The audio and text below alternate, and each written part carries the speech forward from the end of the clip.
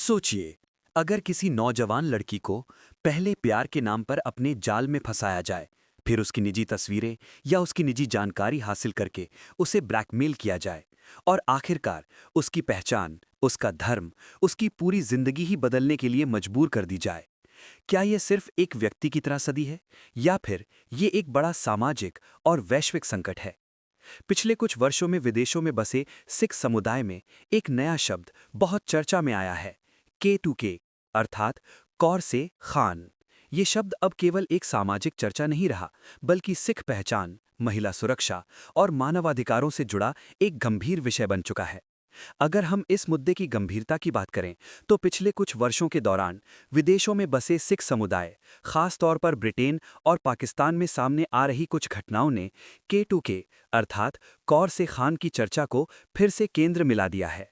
कई मामलों में बताया गया है कि सिख युवतियों को पहले प्यार और विश्वास के जाल में फंसाया जाता है, फिर धीरे धीरे ग्रूमिंग, ब्लैकमेल, मनोवैज्ञानिक दबाव और धार्मिक प्रभाव के माध्यम से उनकी पहचान बदलने की कोशिश की जाती है। ये मामले केवल धार्मिक पहचान से ही नहीं जुड़े, बल्कि महिला सुरक्षा, मानव अधिकारों और वैश्विक नैतिकता के लिए भी गंभीर प्रश्न खड़े करते हैं। कुछ रिपोर्टों में ये भी बताया गया है कि सिख लड़कियों को निशाना बनाने वाले कथित ग्रूमिंग गैंगों के पीछे कुछ इस्लामिक कट्टरपंथी तत्वों की साजिशी भूमिका है। ये मामले हमें एक और गंभीर सच्चाई की ओर ध्यान दिलाते हैं कि आज के डिजिटल युग में युवा पीढ़ी सिर्फ सामाजिक या धार्मिक चुनौतियों से ही नहीं जूझ रही, बल्कि सोशल मीडिया की खतरनाक चालों का भी सामना कर रही है। आज दोस्ती, चैटिंग और ऑनलाइन रिश्ते कई बार एक खतरनाक जाल बन जाते हैं। ब्रिटेन की घटना के बारे में बात करना भी व्यर्थ नहीं होगा। जनवरी 2026 में ब्रिटेन के पश्चिमी लंदन में हुई एक घटना ने इस चिंता को और गहरा कर दिया। लगभग 200 ब्रिटिश सिख एक 16 साल की लड़की को बचाने के लिए इकट्ठा हुए। दावा किया गया कि उसे 34 साल के एक व्यक्ति ने हाउंसलो के एक फ्लैट में कैद करके रखा हुआ था और कई वर्षों से मनोवैज्ञानिक तरीकों से उस पर धर्म परिवर्तन के लिए दबाव बनाया जा रहा था। जैसे ही इस घटना से संबंधित वीडियो सोशल मीडिया पर वायरल हुई, K2K का मुद्दा फिर चर्चा के केंद्र में आ गया। ये भी बहुत चिंताजनक है कि कई मौकों पर कानून लागू करने वाली एजेंसियां समय पर प्रभावी कार्रवाई करने में असफल रहीं। अगर पुलिस समय रहते हस्तक्षेप करती, तो शायद सिख समुदाय को खुद मैदान में उतरकर हस्तक्षेप करने की जरूरत ना पड़ती। ये सिर्फ एक घटना नहीं है, बल्कि एक बड़े सवाल की ओर इशारा करती है कि क्या आधुनिक लोकतांत्रिक समाजों में अल्पसंख्यकों की बेटियां वास्तव में सुरक्षित हैं? ब्रिटेन में सिख लड़कियों को निशाना बनाने की घटनाएं 1997 से ही दर्ज की जा रही हैं। 2010 के दशक की शुरुआत में ब्रिटेन और यूरोप में बसे कुछ सिख परिवारों ने खुलासा किया कि कुछ युवतियों को सोशल मीडिया, कॉलेजों या दोस्ती के रिश्तों के माध्यम से फंसाया जा रहा है। इस समय ब्रिटेन में कुछ सिख कार्यकर्ताओं और संस्थाओं ने इस मुद्दे पर खुली चर्चा शुरू की और इसे ग्रूमिंग पैटर्न के रूप में देखना शुरू किया। सिख अवेयरनेस सोसाइटी सहित कई संस्थाओं ने चेतावनी दी है कि कुछ स्थानों पर ग्रूमिंग नेटवर्क युवतियों को लव बॉम्बिंग, भावनात्मक मैनिपुलेशन और मनोवैज्ञानिक दबाव के माध्यम से अपने जाल में फंसाते हैं। ये प्रक्रिया धीरे धीरे आगे बढ़ती है, पहले दोस्ती, फिर प्यार का दिखावा और अंत में पहचान और धर्म बदलने का दबाव। इसी संदर्भ में अब अगर हम पाकिस्तान की ओर नजर डालें, तो वहां अल्पसंख्यक समुदायों की स्थिति ब्रिटेन से भी बदतर और अधिक चिंताजनक दिखाई देती है। जहां अल्पसंख्यकों की बेटियों से जुड़ी जबरन धर्म परिवर्तन की घटनाएं कई बार अंतर्राष्ट्रीय चर्चा का विषय बन चुकी हैं। इस संदर्भ में भारतीय नागरिक सरबजीत कौर का मामला हाल के समय में काफी चर्चा का केंद्र बना। पिछले वर्ष नवंबर में पंजाब से गुरुद्वारों के दर्शन के लिए जत्थे के साथ पाकिस्तान गई सरबजीत कौर के बारे में पहले ये खबर सामने आई कि उसने अपनी मर्जी से धर्म परिवर्तन कर नूर नाम रख लिया और पाकिस्तानी नागरिक नासिर हुसैन के साथ निकाह कर लिया। ये खबर सामने आते ही पंजाब और विदेशों में बसे सिख समुदाय में तीखा रोष पैदा हुआ। कई लोगों ने इसे सिख पहचान के लिए चिंताजनक मानते हुए सरबजीत कौर के बारे में कड़ी प्रतिक्रिया दी। लेकिन अब सामने आ रही जानकारियों ने इस मामले को एक नया मोड़ दे दिया है। ये घटना अब कई लोगों के लिए कौर से खान प्रवृत्ति का एक और उदाहरण बनकर सामने आ रही है। सरबजीत कौर के मुताबिक नासिर हुसैन के साथ उसका संपर्क सोशल मीडिया के माध्यम से बना। पहले दोस्ती हुई, फिर प्यार के नाम पर नजदीकियां बढ़ाई गई और बाद में उसकी निजी और अश्लील तस्वीरें हासिल कर ली गई। इन तस्वीरों के आधार पर उसे ब्लैकमेल किया गया और दबाव में उसे पाकिस्तान बुलाया गया। वहां पहुंचने के बाद उसे बंधक बनाकर जबरन उसका धर्म परिवर्तन करवाया गया और निकाहनामे पर हस्ताक्षर करवाए गए।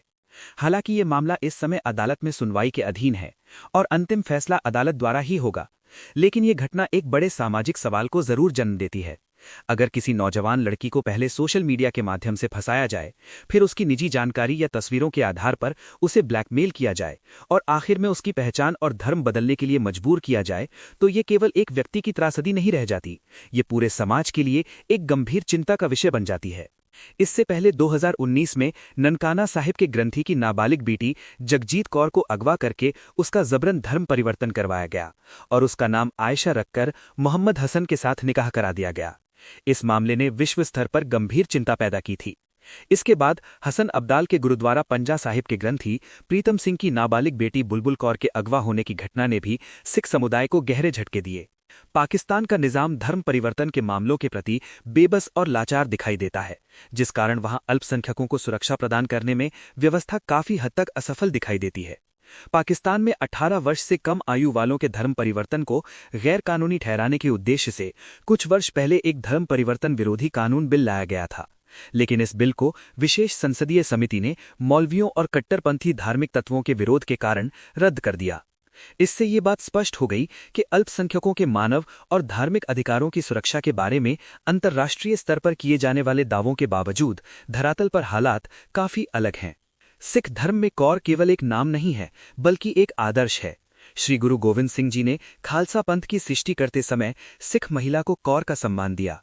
ये सम्मान प्रतीक है समानता का, आत्मगौरव का, स्वतंत्रता का और शक्ति का। इसलिए जब किसी सिख बेटी की पहचान को धोखे, दबाव या जबरदस्ती के माध्यम से बदलने की कोशिश की जाती है, तो ये केवल एक व्यक्ति का मामला नहीं रह जाता। ये सामाजिक मर्यादा, सांस्कृतिक अस्तित्व और धार्मिक पहचान से जुड़ा प्रश्न बन जाता है। लेकिन K2K की चर्चा को केवल धार्मिक टकराव के रूप में भी नहीं देखा जाना चाहिए। अगर किसी नौजवान लड़की को ग्रूमिंग, धोखे, मनोवैज्ञानिक दबाव या ब्लैकमेल के माध्यम से प्रभावित किया जाता है, तो ये सीधे महिला सुरक्षा और मानव अधिकारों का मुद्दा भी बन जाता है।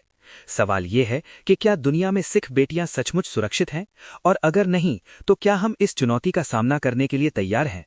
अगर जवाब हाँ में है, तो सिख संस्थाओं को दुनिया भर में जागरूकता अभियानों, कानूनी सुधारों और सामाजिक शिक्षा कार्यक्रमों का हिस्सा बनना होगा। माता पिता को भी अपने बच्चों के साथ खुला संवाद बनाना होगा और युवा पीढ़ी को अपने इतिहास, गुरमत और सांस्कृतिक जड़ों से जोड़ना होगा। सिख इतिहास हमें सिखाता है कि अन्याय के विरुद्ध खड़े होना ही सिक्खी है। श्री गुरु तेग बहादुर जी से लेकर आज तक सिख परंपरा ने धर्म की स्वतंत्रता और मानव अधिकारों के लिए असाधारण बलिदान दिए हैं।